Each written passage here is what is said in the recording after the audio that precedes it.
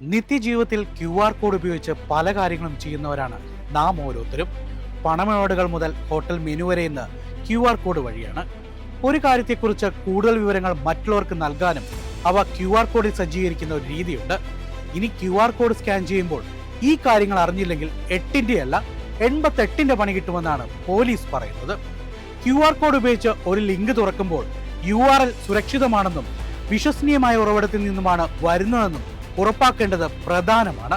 ഇമെയിലിലെയും SMS-ലെയും സംശയകരമായ ലിങ്കുകൾ ക്ലിക്ക് ചെയ്യുന്നത് അപകടകരമെന്നതുപോലെ QR കോഡുകൾ നയിക്കുന്ന URL-കളെല്ലാം ശരിയാകണമെന്നില്ല. ഫിഷിംഗ് സൈറ്റുകളിലേക്ക് ഇത് നിങ്ങളെ കൊണ്ടുപോകാനും കഴിഞ്ഞേക്കാം.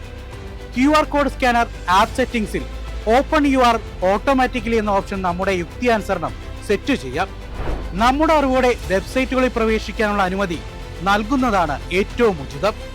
അറിയപ്പെടുന്ന സേവനദാതാക്കളിൽ നിന്ന് മാത്രം QR കോഡ് ജനറേറ്റ് ചെയ്യുക. QR കോഡ് ഉപയോഗിച്ചുള്ള ഇടപാടുകൾ നടത്തിയ ഉടനെ അക്കൗണ്ടിലെ ട്രാൻസാക്ഷൻ വിശദാംശങ്ങൾ പരിശോധിച്ച് ഉറപ്പുവരുത്തണം. കസ്റ്റംസ് QR കോഡ് ആപ്പുകൾ ഡൗൺലോഡ് ചെയ്യുന്നത് ഒഴിവാക്കുകയും ചെയ്യുക. QR കോഡ് സ്കാൻ ചെയ്യാൻ കഴിയുന്നതും ഉപകരണ നിർമ്മാതാവ് നൽകുന്ന വിശ്വസനീയമായ ആപ്പുകൾ ഉപയോഗിക്കുക.